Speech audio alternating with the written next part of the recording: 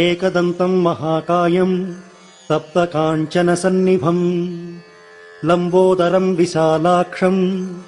वन्देऽहम् गणनायकम् मौञ्जीकृष्णाजिनधरम् नागयज्ञोपवीतिनम् बालेन्दुशकलम् मौळौ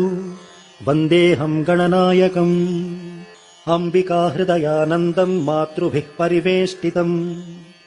भक्तप्रियम् मदोन्मत्तम् वन्देऽहम् गणनायकम् चित्ररत्नविचित्राङ्गम् चित्रमानाविभूषितम् कामरूपधरम् देवम् वन्देऽहम् गणनायकम् गजवक्त्रम् सुरश्रेष्ठम् कर्णचामरभूषितम्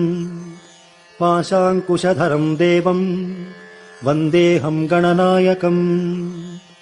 मूषकोत्तममारुह्य देवासुरमहाहवे योद्धुकामम् महावीर्यम्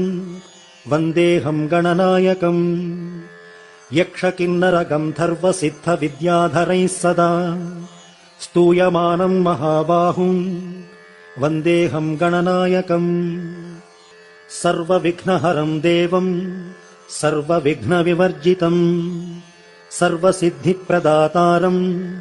वन्देऽहम् गणनायकम् गणाष्टकमिदम् पुण्यम्